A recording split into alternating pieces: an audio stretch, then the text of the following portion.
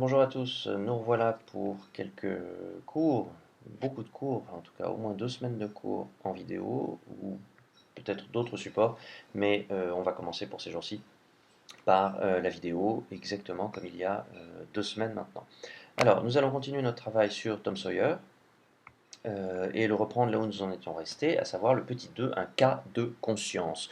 On avait travaillé sur l'angoisse ou les angoisses de Tom à l'approche de son procès et on avait corrigé la question 8, page 225. Je ne sais pas si vous vous souvenez, en tout cas vous pouvez reprendre. Et nous allons travailler maintenant sur le discours de Muff Potter qui correspond en fait, on va croiser un petit peu les questions, aux questions 9, puis nous allons voir un petit peu la question 10, la question 13, et terminer avec évidemment le procès et la rupture de serment de Tom Sawyer. Alors, euh, je vous laisse déjà noter le titre, le titre du petit b, et juste le démarrage. C'est-à-dire que le, le- le discours en fait de Muff Potter, lorsqu'il est avec Tom et Huck, est très très important. Il est très important pour la suite de l'histoire, car c'est un discours qui s'adresse justement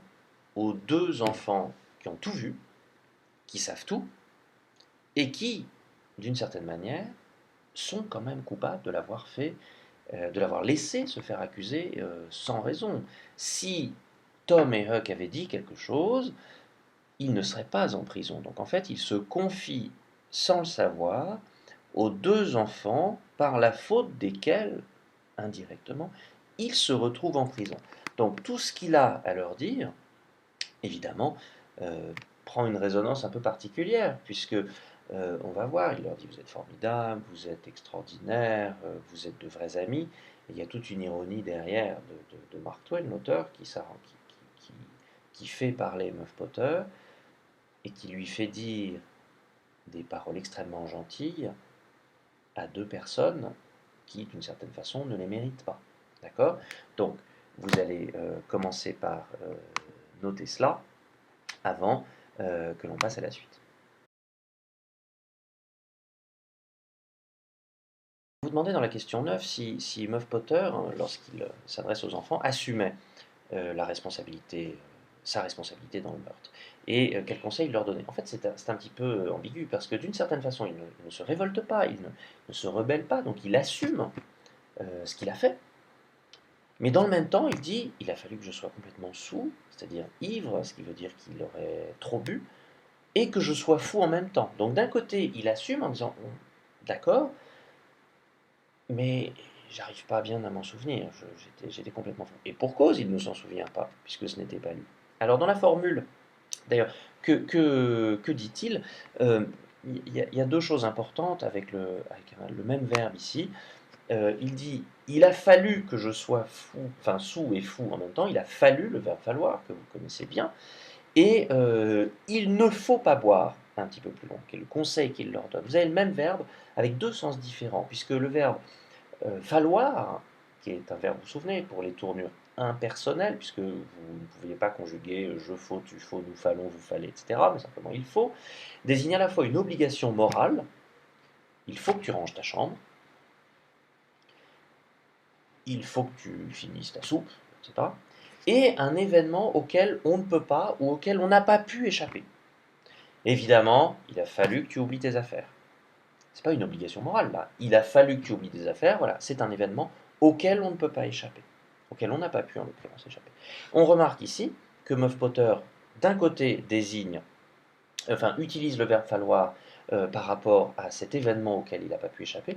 Il a fallu que je sois saoul et fou en même temps, et il va le réutiliser un petit peu plus loin pour indiquer l'obligation morale dans le conseil qu'il donne aux enfants. Il ne faut pas boire. Pourquoi? Parce que si on boit, on se retrouve comme lui à assassiner des gens sans s'en rendre compte. Voilà. Donc, je vous laisse noter déjà cela.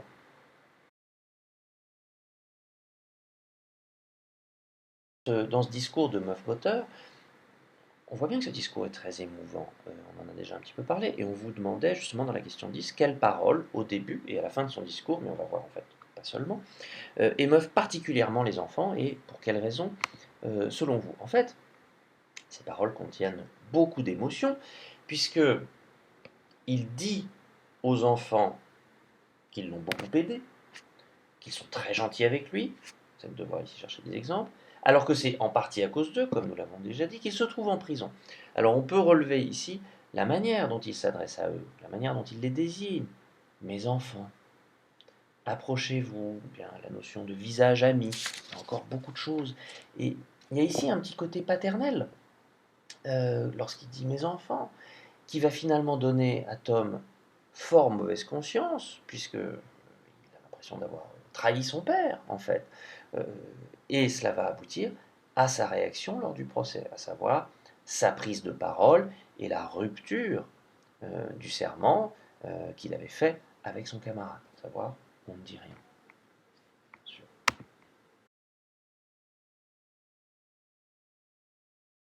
Du procès, on va s'attarder ici sur les questions auxquelles vous avez déjà répondu, les questions 12, 13, 14, page 225.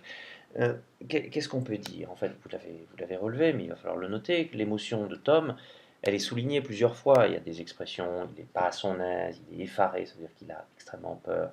Les mots ne venaient pas, donc l'impossibilité de parler. Tout indique évidemment que quelque chose ici d'important va se produire, d'accord? Pas à son aise, mal à l'aise, ensuite il a très peur, il n'arrive pas à parler. Bref, probablement, il va se passer quelque chose. Et au fur et à mesure, il prend la parole d'ailleurs, et au fur et à mesure, cette fois c'était l'autre question, la question 13, sur cette fois les réactions de Joe l'Indien, au fur et à mesure que l'enfant parle, les réactions de Joe l'Indien évoluent.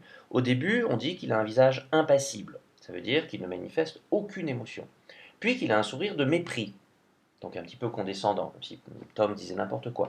Puis de ce sourire de mépris, on passe à un tressaillement presque imperceptible, ça veut dire qu'il commence à trembler, ça se voit à peine, mais tout de même, jusqu'à la fuite finale. Donc on voit bien qu'il y a une évolution, que petit à petit, l'homme manifeste son agacement, puis sa peur. Voilà. Alors ce que vous allez faire maintenant, dans les groupes nominaux, visage impassible, sourire de mépris, tressaillement presque imperceptible, vous allez relever les adjectifs qualificatifs de ces groupes nominaux, indiquer à quel mot ils se rapportent, puis quelle est leur formation, c'est-à-dire le préfixe, le radical, le suffixe. Ça prend 5 minutes, vous m'envoyez ça par mail juste après. Voilà. Je vous projetterai l'ensemble, évidemment, ne vous inquiétez pas. Et finalement, pourquoi Tom a-t-il, c'est la question 14, pourquoi a-t-il rompu son serment? En fait, et de quelle qualité ici fait-il preuve? Pourquoi il a rompu? Parce que c'était plus tenable, en fait, c'était plus tenable, et surtout, Muff Potter l'a profondément ému, et lui a montré à quel point il était mauvais de le laisser comme cela en prison. Et donc, en fait, il ne fait ainsi plus preuve de peur ni de lâcheté, il est devenu un homme courageux, il est devenu un homme responsable, il est devenu un homme en fait, en venant en aide à quelqu'un qui était injustement condamné, injustement, enfin pour l'instant injustement accusé, pas encore condamné, et en grande partie par sa faute. Il a donc évolué depuis le début du roman. On est passé du petit garçon espiègle et facétieux qui se cache sous la table et qui essaye d'échapper à sa tante, à quelqu'un qui assume ce qui s'est passé, qui assume ses actes, ou justement qui assume de ne pas avoir réagi plus tôt, et qui le dit devant tout le monde. Voilà. Donc, une fois que vous aurez recopié cette partie du cours sur le procès, vous recopierez ensuite, comme la dernière fois, le bilan qui est à la page 226 dans votre livre, ce bilan qui s'intitule Rappelez-vous, vous le recopiez en soulignant ce qui, dans le livre, est en gras. Voilà, ça vous fait beaucoup de choses à écrire. Et après, je vous donnerai le travail.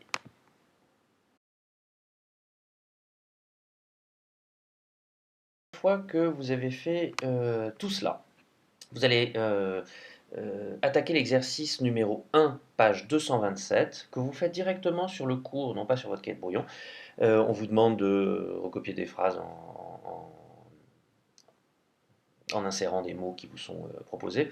Vous cherchez dans le dictionnaire la définition des mots nouveaux afin de pouvoir achever l'exercice, et surtout vous apprenez cette définition. Donc vous faites ça immédiatement.